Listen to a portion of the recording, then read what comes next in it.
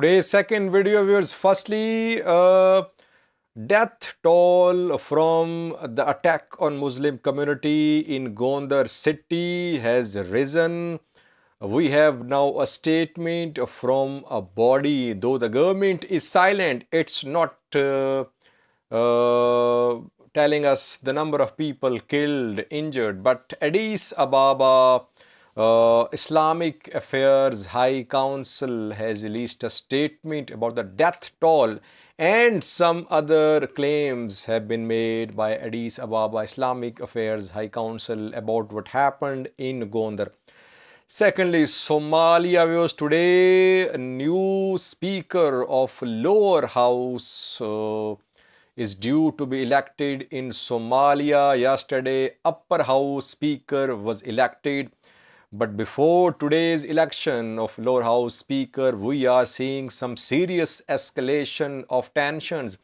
PM Roble was abroad. He has traveled back to Somalia. He is holding some meetings at the airport. And a few hours ago, Somalia's security chief, police chief was suspended. What is happening there? Thirdly, Canada and US have announced to provide more assistance for the ongoing humanitarian operations in drought-affected areas in Somalia, Kenya and Ethiopia.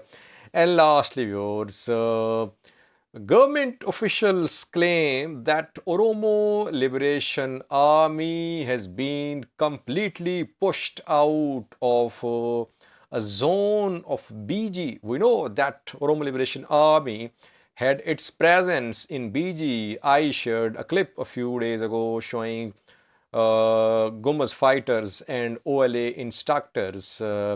Now, government officials are claiming that OLA has been completely pushed out from one zone of BG. Which zone is the one which government officials are making claims about? Firstly, viewers, we have an update on the tension, the clashes, the attacks on Muslim community which happened in Gondar. I have been updating you for the past 12 hours since the start of this religious conflict. Now, government is silent. Government is just saying the situation is under control, that it will hold people accountable. But it is not giving us the information about the number of people killed, number of persons injured, and any other property damage. But now we have a statement from an organization. Addis Ababa Islamic Affairs High Council has released a statement. So it's now an official statement of a Muslim organization. The body says that death toll from yesterday's attacks on Muslims in Gondar has risen to 21. I reported the death toll to be around 12 a few hours ago. And some other sources are saying that only 3 persons died. Now you see that death toll stands at around 21. How many were injured? Obviously more than 21, but no numbers about the number of injured Muslim community members. Second claim made by Addis Ababa Islamic Affairs High Council is very alarming if it's true. The body says that it was a planned massacre. That is what we discussed in previous video. That is it a planned thing or things just got out of control suddenly? Now, Muslim community is of this opinion, of this view that it was the violence, it was a planned massacre of Muslims. Third claim by Addis Ababa Islamic Affairs Council is that women were raped too in Gondar. After this confrontation started, Muslim houses were attacked, Muslim women were raped. Fourth claim by this body is that worship places, mosques were set on fire, which I reported in previous videos. And lastly, that some holy books of Muslims, Quran, it was burnt as well. So these are all very alarming allegations. Though situation is under control, but government forces must hold the people accountable.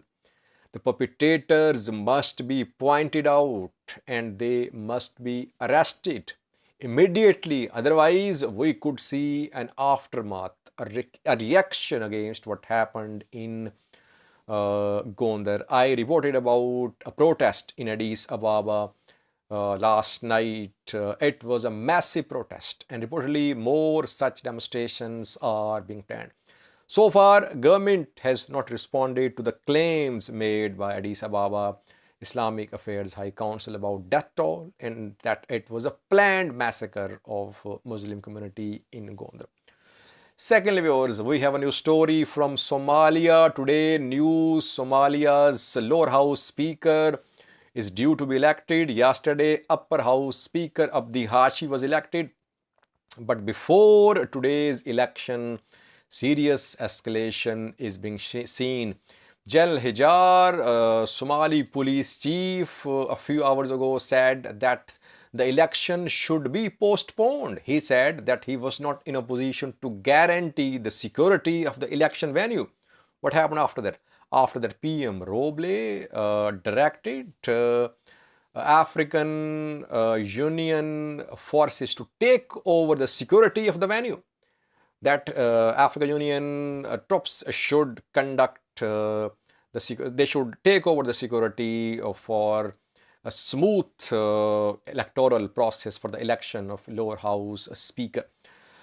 Reportedly, the stalemate is over 16 members from Gado. Newly elected Gado members, will they be part of this election for electing the new speaker? This is reportedly a cause of stalemate between Farmajo camp and opposition camp. Election has not started so far. Tensions are there. Diplomatic community is urging restraint, that issues, problems, disputes should be resolved through dialogue, not through military means. Electoral process for new speakers, election for new president has become so difficult that this election for the new speaker is being held in a hangar of Air Force. And even here, General Hijar says that he is not able to guarantee security. Somalia's politics is obviously influenced by clannish politics. These elections which were held were indirect elections. Somalia is far away from one person, one vote. Even this election, indirect election, it took around 2 years and it is about to be completed. One speaker elected, upper house, lower house due to be elected, but tensions there. We'll update in coming hours about the election of new speaker of the lower house. Thirdly, viewers, Canada and the US have announced to give more aid for humanitarian operations in drought-affected areas of Ethiopia, Kenya, and Somalia. Canada has pledged $73 million.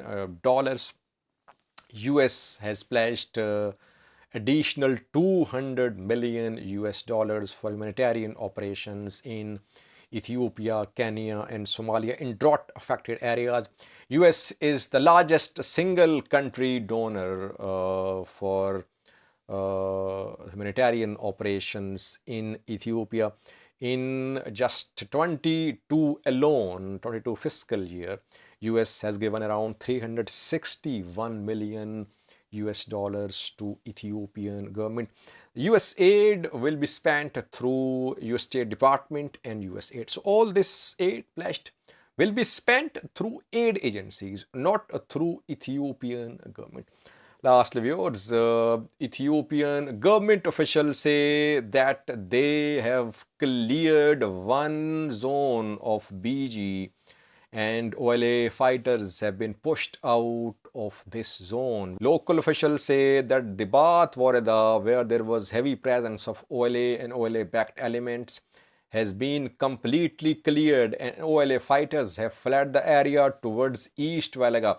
But other two regions, other two zones of BG also share a border with Oromia. Kamashi and Ososa zones are also the ones which share border with Oromia. OLA, we know that we have seen pictures of OLA Gumas fighters. We've seen their videos as well. They were jointly operating in BG, and BG is the site of Ethiopian GERD, Grand Ethiopian Renaissance Dam. Third filling of the dam is due to start in coming months. So this area is very strategic for Ethiopian government. It shares border with Sudan as well, and Ethiopian government has been accusing Sudan in the past of backing armed groups operating in BG in other parts of Ethiopia.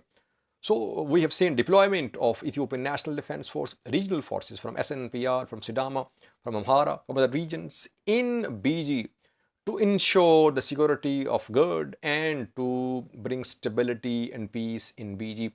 Let's see, we'll have to wait and see about this claim of the government about OLA's, that OLA is no more in Metekel zone of Beni Shangal, Gomas region. Thank you for watching.